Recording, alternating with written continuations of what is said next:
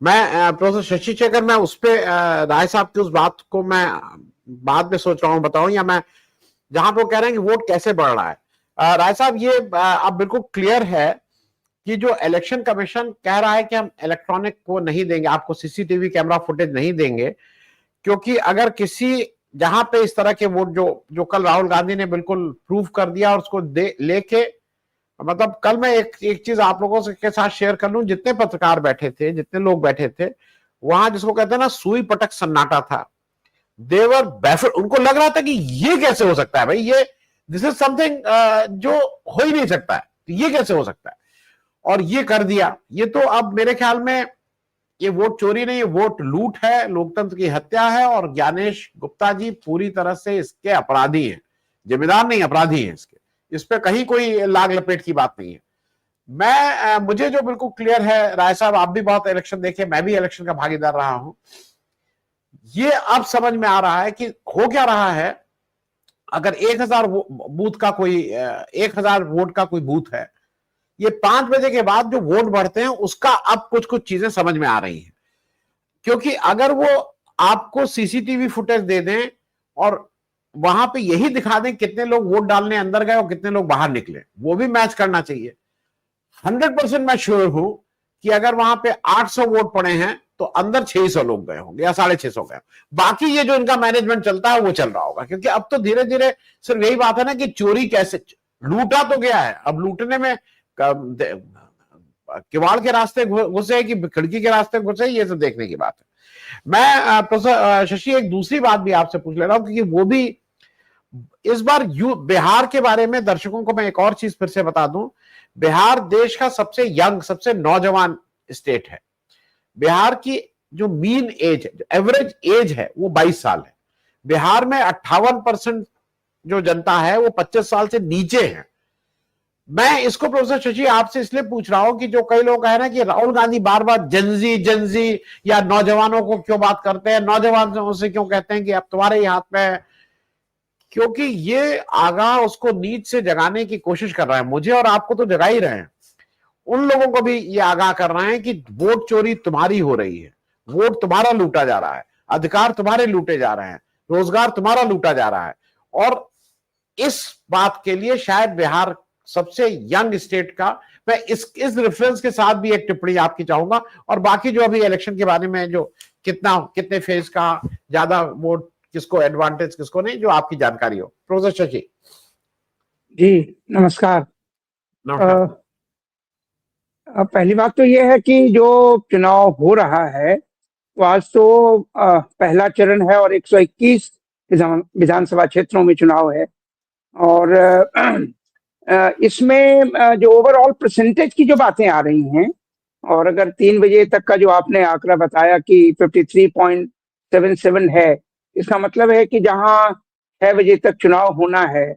और एक और चीज है उसमें कि 6 बजे तक जो चुनाव का निर्धारित समय होता है, जो चुनाव देने के लिए 6 बजे के पूर्व आ जाते हैं तो उन्हें वोट देने का अधिकार है। मतलब सामान्य मैं प्रक्रिया की बात कर रहा हूँ। जो भी लाइन में खड़ा हो गया, जो भी लाइन में खड़ा हो गया, हाँ वही उसी की बात हो रही है। जो लाइन में आ गया उसे वोट देने का अधिकार है। और ऐसी स्थिति में मेरा पुराना अनुभव रहा है कि 7 बजे तक, 8 बजे तक भी वोट हो गए कहीं कहीं। अब रही बात कि इसी समय ये भी कहा जाता है कि 5 बजे के बाद जो चुनाव में किसी प्रकार की धांधली की संभावना है वो बढ़ भी जाती है। उसके पीछे ये भी रीजन है कि वो स्टडी करके देखते हैं कि कितने वोट आ गए हैं, और जो वोट नहीं आए हैं तो उनको घरों से खींच के भी लाते हैं। लोभ, लालच, डर, तमाम तरह की कोशिशें होती हैं ताकि वो वोट डालें, और उसी समय कुछ जो गलत वोटिंग भी करने की संभावना बन जाती है। ये भी सारी कोशिशें होती हैं। लेकिन जो अगर ये ट्रेंड को सामान्य विश्लेषण करके देखा जाए कि आफ्टर ऑल 53.77 जो अभी है, तो यदि ये 60 प्लस हो जाता है या जाएगा ही, इसमें अब कोई डाउट नहीं लग रहा है, तो अगर 62-63% के करीब वोट जाता है, सामान्यतः अधिकांश वोट यानी वोटिंग परसेंटेज जब बढ़ता है तो 2-3 बातें बड़ी साफ होती हैं, लगती हैं। एक कि एंटी इनकम्बेंसी है, तभी लोग जो हैं घरों से निकल करके वोट डालने के लिए आ रहे हैं। दे वांट चेंज, वो परिवर्तन चाहते हैं। और परिवर्तन चाहते हैं तो निश्चित रूप से वो वोट करने के लिए आएंगे और वोट करेंगे, और वोट करेंगे तो उनको करेंगे जिनके जीतने की संभावना अधिक होगी। ठीक है, वहां प्रशांत किशोर जन स्वराज का तीसरा फैक्टर है, ये इससे डाउट मैंने इनकार नहीं किया जा सकता है। लेकिन निसंदेह ये देखिए, जनता कई बार इस बात को उसका मूल्यांकन करती है कि कौन जो है सरकारी पार्टी को हरा सकता है, जो सरकार में लोग हैं। तो निसंदेह वो एडवांटेज तो महागठबंधन के साथ है, इससे कोई इनकार नहीं कर सकता है।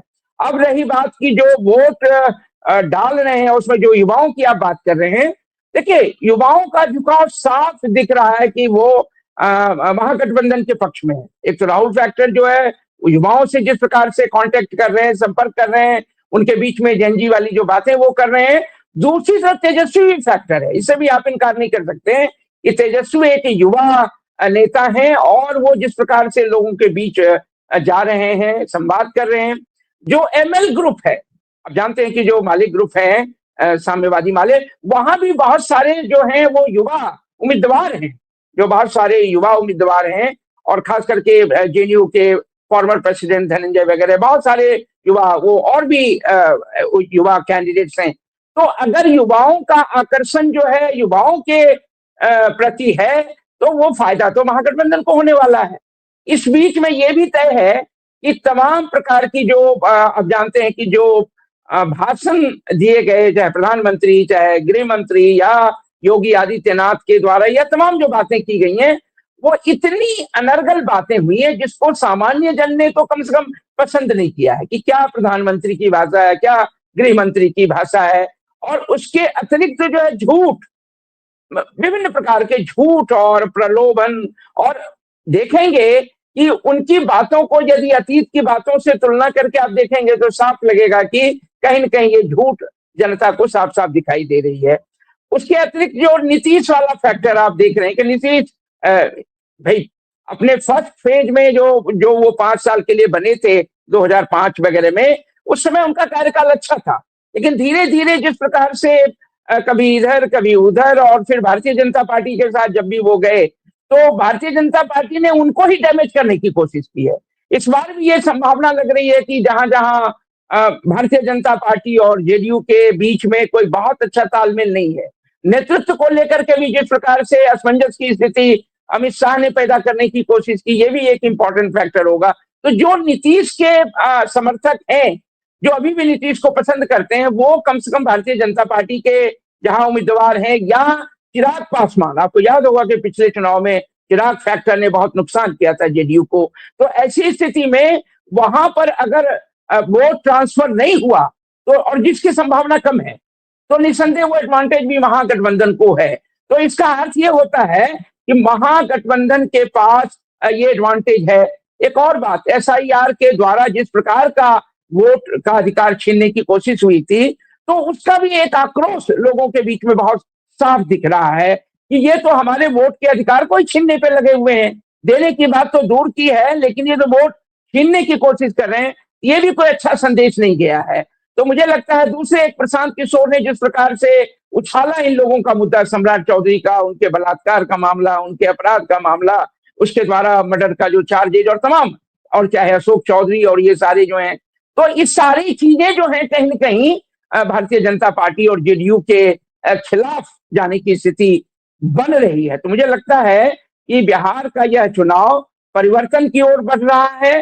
बिहार में एक नारा ही था कि बदलो सरकार, लाओ नई सरकार, बदलो बिहार, इस तरह के नारे। और नागरिक संगठनों ने जो मानते हैं कि सरकार में परिवर्तन इसलिए भी हो कि जब अधिक समय तक सरकार सत्ता में रहती है तो उसमें एक निरंकुशता आती है, जन समस्याओं के प्रति उदासीनता आती है, भ्रष्टाचार बढ़ता है, और जिस प्रकार का बिहार में देखा गया अपराध, जिस प्रकार आपने देखा कि उम्मीदवार के समर्थक भी मारे गए, एक उम्मीदवार तो जेल पहुंच गया, और जिस प्रकार की भाषा का वो फिर भी प्रयोग कर रहा था।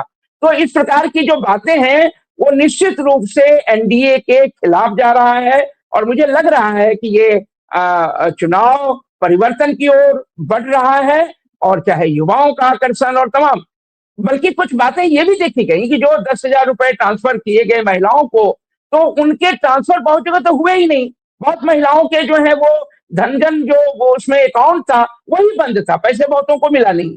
तो ये भी है, और जिनको मिला है हो सकता है कुछ इसका एडवांटेज मिल जाए, क्योंकि कई बार निर्धन लोग, गरीब लोग जो हैं इमीडिएट लाभ को देखते हैं। लेकिन ये भी तय है कि बहुत लोग ये भी बोल रही थी महिलाएं कि भले पैसा आ गया, वोट तो नहीं देंगे, मोदी को नहीं देंगे या नीतीश को नहीं देंगे वोट। तो ये सारे फैक्टर मिल करके मुझे लग रहा है कि ओवरऑल वो राहुल फैक्टर, तेजस्वी फैक्टर, परिवर्तन की सोच जो है, और बाकी जो युवाओं के प्रति जो रोजगार देने की सारी बातें हुई हैं, वो मिल करके बिहार में एक परिवर्तन की लहर मुझे भी दिखाई दे रही है। और चूंकि परसेंटेज ऑफ वोट जो बढ़ा है, उससे इसकी संभावना और बढ़ गई है।